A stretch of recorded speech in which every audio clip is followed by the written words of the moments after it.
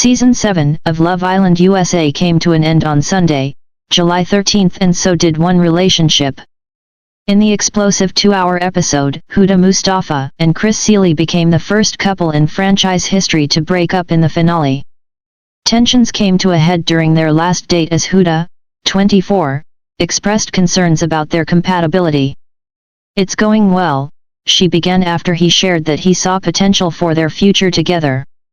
"There's chemistry, but then there's also things that we can work on, and I think that we need to address those things so that we don't have animosity towards one another. So, I wanted to ask you, I know there are things that were bothering you that you didn't want to tell me, and I would love if you would just tell me," she continued. Chris pointed out their communication and Huda's hesitation to be affectionate in front of the other Icelanders as his main issues.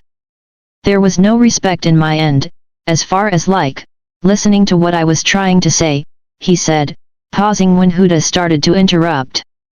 Chris, 27, then reflected on the night prior, when he wanted to go to sleep while she insisted they cuddle in bed. "I don't play with my sleep, and for you to not really understand where I was coming from with that, and still try to keep pushing and then catch an attitude about it after kind of hit me a little bit," he admitted. "You telling me, oh, well, if you don't talk to me right now, then I'm not going to talk to you all day tomorrow. You have 3 seconds. And then you counting down, 3, 2, 1. While Huda said she knew Chris was awake and ignoring her, he once again asked her to let him finish his thought. "You doing that makes me feel like a little kid," he added. "And I'm not. I'm a grown man." Huda explained that she felt a sense of rejection, but Chris claimed her reaction pushed him away even more. When she rolled her eyes and let out a sigh, Chris grew more frustrated. "This is why I pick my battles, because of reactions like this," he said. "There's that same repeating issue. I don't appreciate that." Huda then confessed, "Moving forward in the outside world, there's no more time in here to figure this out. We're not exclusive. We're still getting to know each other, and a lot of the things that we do need are the physical aspects. I'm not sure how we would work on that with long distance. I like you, and I want to continue to explore you and get to know you," she continued. "But at the same time, I'm scared that I'm gonna do that and I'm gonna be disappointed." Chris insisted that he was willing to put in the work, but accused Huda of not being confident in our connection. "It seems like you're scared to tell me where your head is at," he said. "I know where you're leaning towards, and if that's what it is, just tell me." When the performance was over, Huda had come to a decision.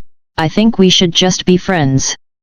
Chris, seemingly unbothered, replied, "Okay, cool.